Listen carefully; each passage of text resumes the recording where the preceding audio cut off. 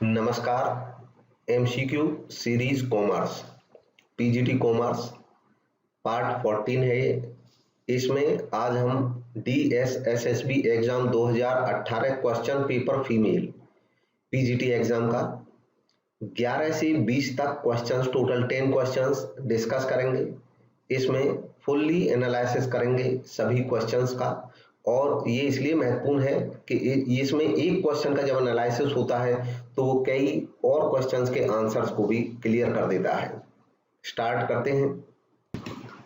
पहला क्वेश्चन है आज का, coordination between different departments at the same level in a chain of command is called. Question में पूछा गया है कि डिफरेंट डिपार्टमेंट, अलग अलग डिपार्टमेंट में सेम लेवल पे काम करने वाले ऑफिसर्स एक चेन ऑफ कमांड में अगर उनके बीच में कोऑर्डिनेशन बनता है तो वो किस टाइप का कोऑर्डिनेशन कहलाता है।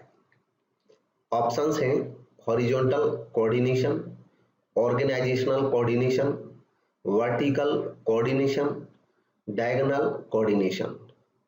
तो इसमें से जो सही जवाब है वो होगा ऑप्शन 1, हॉरिजॉन्टल कोऑर्डिनेशन। देखो, चेन ऑफ कमांड क्या होती है कि डिफरेंट लेवल्स जो मैनेजमेंट के होते हैं, टॉप लेवल, मिडिल लेवल, उसके बाद लोअर लेवल और भी लेवल्स बीच में हो सकते हैं। इसको कहते हैं चेन ऑफ कमांड, यानी कि अधिकारी और अधीनस्थों की जो चेन होती है, श्रृंखला।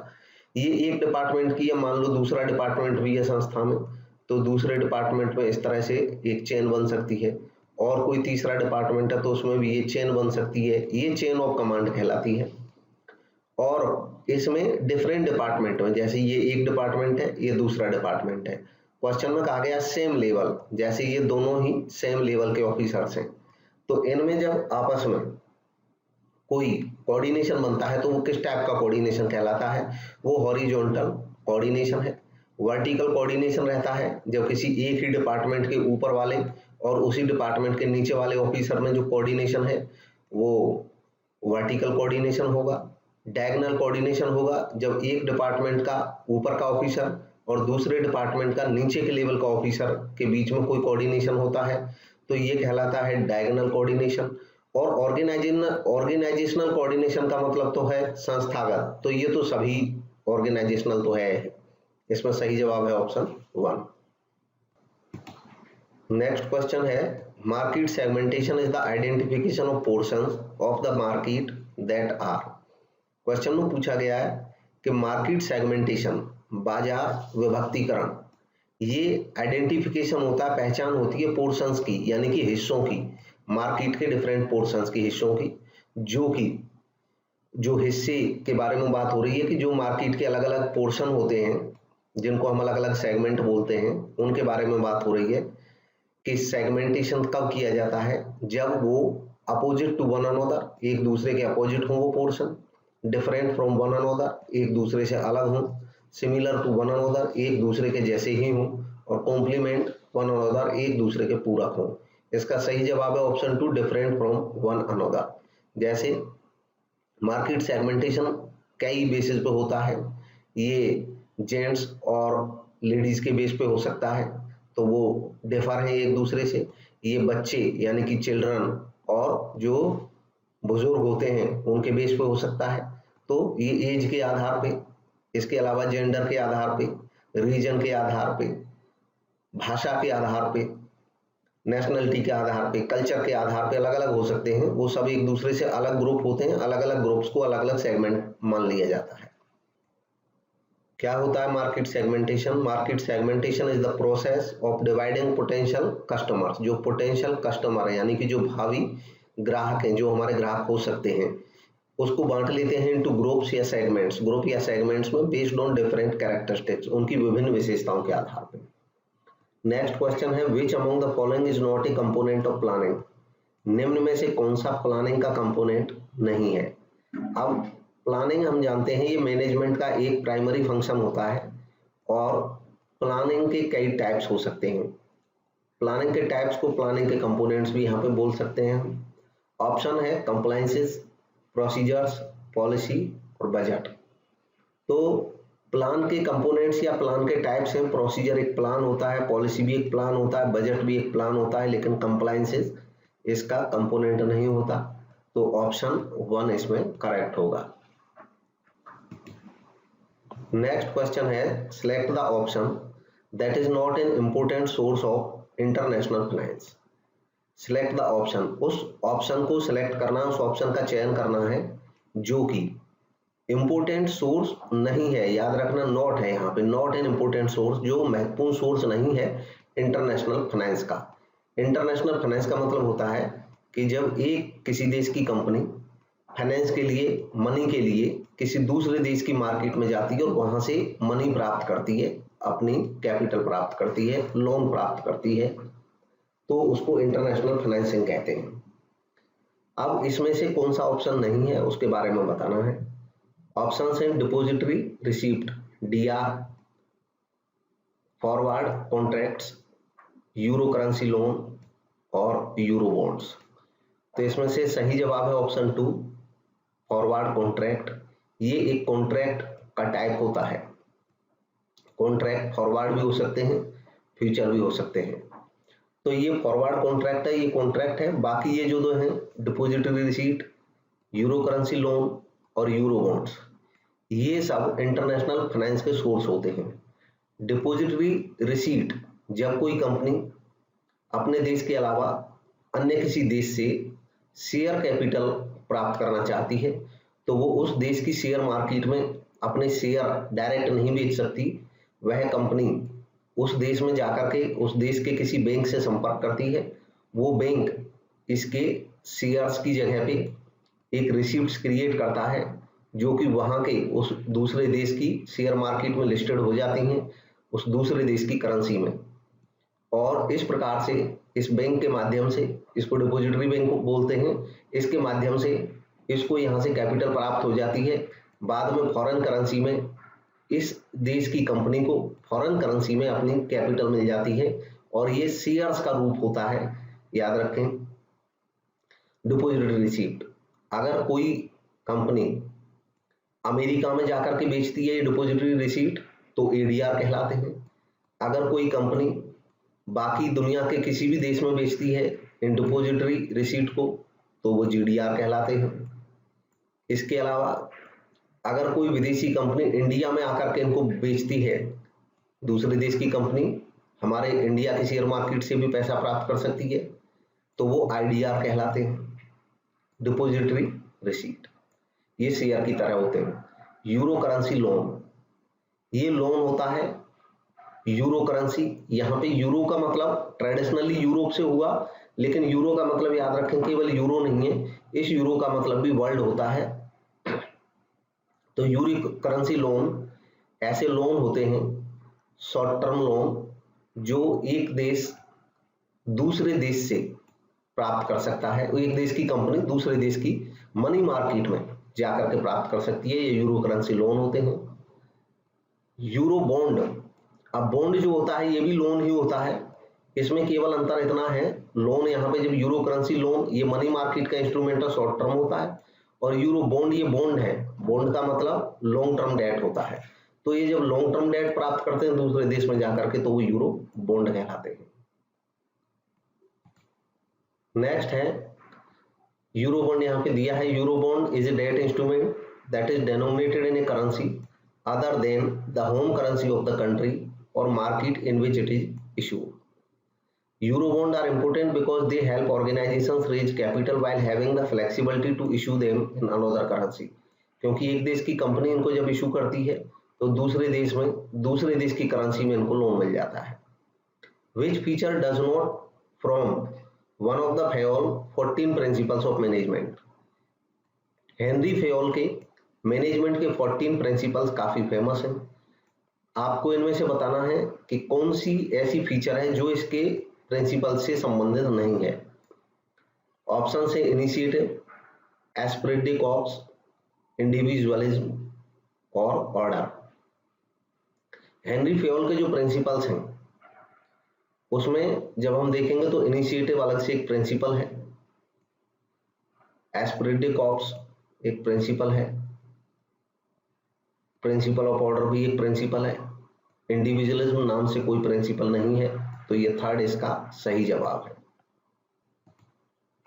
14 principles of management by Henry Fayol, वो इस तरीके से हैं।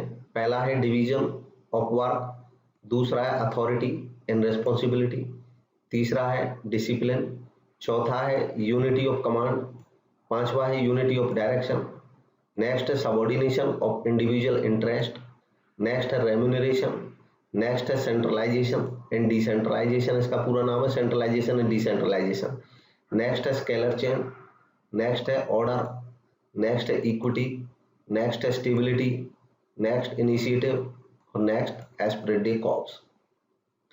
नेक्स्ट क्वेश्चन है the view that the exchange rate between the currencies of two countries equals, यह व्यू, यह विचार कि एक्सचेंज रेट यानी कि विनिमय की दर between the currencies of two countries, दो देशों के बीच में इक्वल हो जाती है, यह विचार कौन सा है इनमें से? ऑप्शन है interest rate parity, purchasing power parity, forward rates and future spots rate parity और इंटरनेशनल फिशर इफेक्ट। इसमें से जो सही जवाब है वो है ऑप्शन 2, परचेजिंग पावर पैरिटी। यह एक टेक्निक है, एक तरीका है जिसमें दो देशों की करेंसीज का एक्सचेंज रेट निकालने का फॉर्मूला उनकी परचेजिंग पावर पे बेस्ड होता है। इसको साधारण भाषा में समझें, पीपीपी परचेजिंग पावर पैरिटी, तो यूं कह सकते हैं कि दो अलग अलग देशों की मुद्राओं का जब हम एक्सचेंज रेट जानना चाहते हैं इस बेस पे परचेजिंग पावर पैरिटी पे, तो उसको जानने का तरीका है कि उन दोनों देशों की जो करेंसीज हैं उनकी परचेजिंग पावर जान लेते हैं किसी एक प्रोडक्ट को लेकर के। हालांकि बहुत सारे प्रोडक्ट की जो एवरेज प्राइसेस है उनके बेस पे ये मापी जाती है, लेकिन हम इसको साधारण बनाने के लिए केवल एक प्रोडक्ट से जोड़ लेते हैं। जैसे मान लो हम 1 ग्राम गोल्ड का एक एग्जांपल लेते हैं और अब देखते हैं कि 1 ग्राम गोल्ड, मान लीजिए 1 ग्राम गोल्ड की कीमत अमेरिका में $1 है। $1 अमेरिका में 1 ग्राम गोल्ड की कीमत है। अब देखते हैं इंडिया में 1 ग्राम गोल्ड की कीमत क्या है। इंडिया में मान लीजिए 1 ग्राम गोल्ड की कीमत 70 रुपये है, तो इसका मतलब हो गया कि $1 अमेरिका का 1 ग्राम गोल्ड खरीद सकता है और वही 1 ग्राम गोल्ड इंडिया का 70 रुपये खरीद सकता है। मतलब परचेजिंग पावर हमारे 70 रुपये की और अमेरिका के $1 की बराबर है। जब दो करेंसीज का इस तरीके से एक्सचेंज रेट निकाला जाए तो इसका मतलब एक्सचेंज रेट हो गया 70 रुपये बराबर $1। ये परचेजिंग पावर पैरिटी है। ये ज़्यादा बेटर सूचक होता है किसी देश के जीडीपी के मेजरमेंट का। नेक्स्ट है at what level of an organisation does a corporate manager operate. एक ऑर्गेनाइजेशन के किस लेवल पे एक कॉर्पोरेट मैनेजर काम करता है, ऑपरेट करता है। ऑप्शंस हैं operational, functional, top level, middle level. तो इसका सही जवाब होगा option 3, top level. Corporate manager, देखिए मैनेजमेंट के कई लेवल हो सकते हैं। जो मुख्य लेवल होते हैं वो टॉप लेवल, उसके बाद मिडिल लेवल, उसके बाद ऑपरेशनल, या इनको हम फर्स्ट लाइन या इनको हम लोअर लेवल मैनेजर्स भी बोलते हैं। टॉप लेवल में वो मैनेजर आते हैं जो पूरे ग्रुप से, पूरे कॉर्पोरेट से, पूरी संस्था से जुड़े होते हैं। तो कॉर्पोरेट मैनेजर अपने आप में ये हमको इंट्रो दे देता है कि जो कॉर्पोरेट मैनेजर्स हैं वो हैं जो पूरी कॉर्पोरेशन से जुड़े हुए हैं। ये चेयरमैन नाम हो सकता है अलग संस्था में, इनका नाम प्रेसिडेंट भी हो सकता है, इनका नाम चीफ एग्जीक्यूटिव ऑफिसर भी हो सकता है किसी कंपनी में, इसका नाम किसी कंपनी में जनरल मैनेजर भी हो सकता है। नाम चाहे जो हो, उसका मैनेजमेंट का जो लेवल है वो कॉर्पोरेट लेवल का होना चाहिए, तो वो टॉप लेवल है। मिडिल लेवल जो होते हैं वो टॉप लेवल मैनेजर्स के असिस्ट करने के लिए होते हैं, सहायक होते हैं। ये अलग अलग डिपार्टमेंट में काम करते हैं। जैसे परचेज डिपार्टमेंट का परचेज मैनेजर हो सकता है, सेल्स मैनेजर हो सकता है, कोई ब्रांच मैनेजर हो सकता है। और जो लोअर लेवल मैनेजर्स होते हैं या ऑपरेशनल लेवल मैनेजर्स होते हैं या फर्स्ट लाइन मैनेजर्स होते हैं, ये सबसे लास्ट लेवल के मैनेजर होते हैं जो डायरेक्ट वर्कर्स से काम कराते हैं। इसमें वो मैनेजर्स आते हैं जो वर्कर्स को डे टू डे उनके वर्कर्स की एक्टिविटीज को देखते हैं और उनको गाइड करते हैं। इसमें फोरमैन, सुपरवाइजर वगैरह सब आते हैं। कॉर्पोरेट मैनेजर्स टॉप लेवल के मैनेजर होते हैं। इसमें अलग अलग पोस्ट अलग अलग संस्था में हो सकते हैं, CEO, CFO, president, vice president. दरअसल टॉप लेवल मैनेजर्स कौन से होंगे इसका पता हमें उसकी पोजीशन से कम, पोजीशन तो कोई भी हो सकती है, उसके काम से ज्यादा लगता है। इनका काम होता है ऑर्गेनाइजेशनल ऑब्जेक्टिव्स को तय करना और ऑर्गेनाइजेशनल डायरेक्शन सेट करना, मतलब पूरी संस्था के लिए ऑब्जेक्टिव्स, उसके लिए डायरेक्शंस तैयार करना, पॉलिसीज बनाना, फ्रेम करना। Next, which of these is not part of challenges for managers at present. वर्तमान में मैनेजर्स के सामने इनमें से कौन सा चैलेंज का हिस्सा नहीं है। देखिए, आज के मैनेजर्स के सामने बहुत सारे चैलेंजेस हैं जो आज की परिस्थितियों से जुड़े हुए हैं, प्रेजेंट सिनेरियो से, प्रेजेंट डिमांड से जुड़े हुए हैं। इनमें से एक नहीं है, बाकी है, उसकी पहचान करनी है। ऑप्शन है micro managing the workforce, workforce को माइक्रो मैनेज करना सूक्ष्म लेवल पे। मैनेजिंग कम्युनिकेशन, कम्युनिकेशंस को मैनेज करना। मैनेजिंग चेंज, परिवर्तन को मैनेज करना। Managing the learning organisation, learning organisation को मैनेज करना। तो ये तीनों जो है नीचे, ये सब प्रेजेंट में मैनेजर्स के लिए चैलेंज है, क्योंकि कम्युनिकेशन बेटर हो, चेंज आते रहते हैं, उसको मैनेज करना जरूरी है। दिन प्रतिदिन एनवायरनमेंट में चेंजेज होते रहते हैं।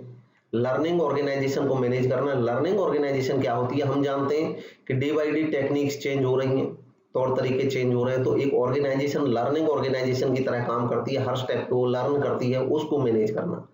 और जो ऑप्शन 1 है, ये कोई चैलेंज नहीं है, माइक्रो मैनेजिंग द वर्कफोर्स, बल्कि ये एक नेगेटिव सिम्टम होता है मैनेजमेंट का। अगर मैनेजमेंट इसको फॉलो करती है तो नेगेटिव सिम्टम माना जाता है। उसका कारण ये है, माइक्रो मैनेजिंग का मतलब होता है सूक्ष्म लेवल पे मैनेज करना, यानी कि managing each and every point. अब देखिए, अगर हम हर चीज को मैनेज करने की कोशिश करेंगे तो ये कहावत होती है कि अगर हर चीज को हम कंट्रोल करने की कोशिश करेंगे तो किसी भी चीज को हम कंट्रोल नहीं कर पाएंगे। Controlling everything is controlling nothing. तो हर चीज को मैनेज करने की कोशिश करेंगे तो वो एक तरह से इंटरवेंशन होगा डे टू डे की फंक्शनिंग में, अपने एम्प्लॉइज की में, जिससे वो इरिटेट होते हैं और काम नहीं कर पाते हैं ढंग से।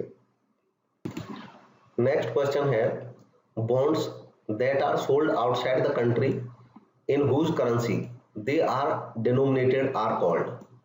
बॉन्ड जो कि किसी देश के द्वारा आउटसाइड, बाहर के किसी देश में बेचे जाते हैं, in whose currency they are denominated, जिसकी करेंसी में वो डिनोमिनेटेड होते हैं, उनको क्या कहते हैं। जैसे मान लो भारत की कोई कंपनी और दूसरे देशों से लोन प्राप्त करना चाहती है और इसलिए वो दूसरे देश की मार्केट में जाकर के बॉन्ड बेचती है, इशू करती है, तो इन बॉन्ड्स को क्या कहा जाएगा। भारत में इन बॉन्ड्स को क्या कहेंगे, जो भारत की कंपनी दूसरे देश में रेज करेगी फंड, जिनके माध्यम से। बॉन्ड का मतलब होता है हमेशा लॉन्ग टर्म डेट, लंबी अवधि का ऋण। ऑप्शन है samurai bonds, Yankee bonds, euro bonds और फॉरेन बॉन्ड्स। इसका सही जवाब होगा euro bonds, option 3। Euro bond, इस केस में यूरो बॉन्ड कहेंगे जब एक देश किसी दूसरे देश की करेंसी में दूसरे देश में जाकर के बॉन्ड इशू करता है।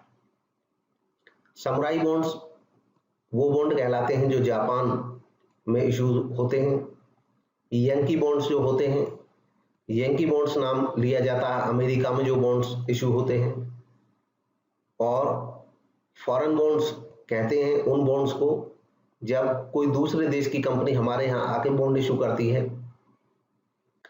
जैसे कि ये जो ऑप्शन था, जिस देश की कंपनी ने ये बॉन्ड इशू किए उस देश के यहाँ इनको बोला जाएगा यूरो बॉन्ड, और जिस देश में ये बॉन्ड इशू हुए, यानी कि जिस देश में लोग इन्वेस्ट कर रहे हैं बॉन्ड्स में पैसा, उस देश को लोग इसको बोलेंगे अपने यहाँ पे फॉरेन बॉन्ड, विदेशी बॉन्ड। और समुराई बॉन्ड, यंकी बॉन्ड्स, ये फॉरेन बॉन्ड्स ही होते हैं। फॉरेन बॉन्ड्स में ही एक बुलडॉग बॉन्ड भी महत्वपूर्ण है, इसलिए इसको भी देख लेते हैं। बुलडॉग बॉन्ड होते हैं जो यूके में इशू होते हैं। Bulldog bonds refers to a bond issued in the UK, United Kingdom में by a non UK entity. जब कोई यूके से बाहर की कंपनी यूके में आकर के इन बॉन्ड्स को इशू करती है तो ये बुलडॉग बॉन्ड्स कहलाते हैं। जब कोई कंपनी ऐसे बॉन्ड्स अमेरिका में जाके इशू करेगी तो ये यंकी बॉन्ड्स कहलाते हैं, और जापान में जाके इशू करेगी तो ये समुराई बॉन्ड्स कहलाते हैं। नेक्स्ट है 20, A and B are partners sharing profits and losses in the ratio of 3:2। A और बी पार्टनर्स हैं जो प्रॉफिट्स और लॉसेज को शेयर करते हैं 3:2 में। एज कैपिटल इज ₹30,000, ए की कैपिटल 30,000 रुपये है, एंड बी कैपिटल इज ₹15,000 और बी की कैपिटल 15,000 रुपये है। They admitted C and agreed to give 1/5 share of profits to him. उन्होंने सी को एडमिट किया और वो सहमत हुए कि वो प्रॉफिट्स में सी को 1/5 हिस्सा देंगे। How much C should bring in towards his capital, C को अपनी कैपिटल के लिए कितना पैसा लाना होगा। तो इसको हम ऐसे चेक कर सकते हैं कि इनका जो रेशियो है वो 3:2 है, और ए को ये 1/5 दे देंगे, लेकिन ए को कौन कितना देगा ऐसा कुछ नहीं कहा है। तो इसका मतलब दोनों अपना प्रोपोर्शन फ्यूचर में भी बनाए रखेंगे 3:2। ऐसे केस में 1/5 जब ये नए पार्टनर को देंगे तो इसका मतलब होता है, देखिए इसको सरल भाषा में कहें, जब हम ये बोलेंगे कि ये सी को 1/5 देंगे तो इसका मतलब होता है कि अगर फर्म के जो टोटल प्रॉफिट्स हैं उसके अगर हम 5 हिस्से कर लेते हैं तो इसमें से एक हिस्सा सी को चला जाएगा, और जो बाकी 4 हिस्से रह जाएंगे ये ए और बी के रहेंगे। मतलब 5 में से 4 हिस्से ए और बी के रहेंगे। इसका मतलब हुआ 4/5 ए और बी अपना कंटिन्यू रखेंगे। हालांकि इस 4/5 ये जो 4 हिस्से बचेंगे ए और बी के लिए, इसको आपस में ये 3:2 में ही मेंटेन रखेंगे, क्योंकि कोई चेंज बताया नहीं है क्वेश्चन में। अब हमें केवल यहाँ पे जानना है कि नए पार्टनर से कितनी कैपिटल मंगाएंगे। हमारे पास एक तरीका है कि ए की कैपिटल वर्तमान में 30,000 है और बी की कैपिटल 15,000 है, और इसमें भी इन्होंने चेंज के बारे में कुछ बोला नहीं है। तो इसका मतलब इनकी टोटल कैपिटल ए और बी की 30,000 और 15,000 मतलब 45,000 और 45,000। अब इनकी ये 45,000 जो कैपिटल है वो इनके 4/5 हिस्से के लिए है। तो 45,000 जो कैपिटल है वो 4/5 हिस्से के लिए है। इस आधार पे फर्म की टोटल कैपिटल 5/4 होनी चाहिए। इसका उल्टा कर देते हैं, क्योंकि 4/5 हिस्से के लिए इनकी कैपिटल 45,000 है, तो इसका मतलब टोटल फर्म की कैपिटल तो 5 हिस्सा है, तो टोटल फर्म की कैपिटल निकालने के लिए 5/4 कर देंगे, और इस टोटल कैपिटल में सी का हिस्सा 1/5 होगा, तो ये टोटल कैपिटल आ जाएगी 45,000 का 5/4। इसमें 1/5 निकाल देंगे तो ये सी का हिस्सा निकल आएगा। अब कैलकुलेशन को आसान करने का तरीका है, 5 से 5 काट दिया, 4 से इसको डिवाइड कर देंगे 45,000 को। 45,000 को 4 से डिवाइड करेंगे तो ये आ जाएगा 4 1 जा 4, 4 1 जा 4, ये 1 बच गया, 4 2 जा 8, ये 2 बच जाएगा, 4 5 जा 20, 11,250, 11,250, और सही ऑप्शन होगा ऑप्शन 2, 11,250। इस तरीके से ये आज का लेक्चर यहीं पे समाप्त होता है, और नेक्स्ट वीडियो फिर से आएगा, उसमें 10 या अराउंड कुछ क्वेश्चंस कम या ज़्यादा हो सकते हैं रखेंगे, और इसी तरीके से फुल्ली एनालिसिस चलता रहेगा इस सीरीज में। साथ ही साथ पीजीटी कॉमर्स कोर्स में भी वीडियोस कंटिन्यू होंगे। आप चैनल पे बने रहें। इसके लिए अगर नए हैं तो सब्सक्राइब कर लें, बेल आइकन प्रेस कर दें, इसलिए जब भी कोई नया वीडियो आएगा आपको उसकी इंफॉर्मेशन मिल जाएगी। Thank you for watching. अपने व्यूज़ आप कमेंट के माध्यम से रख सकते हैं।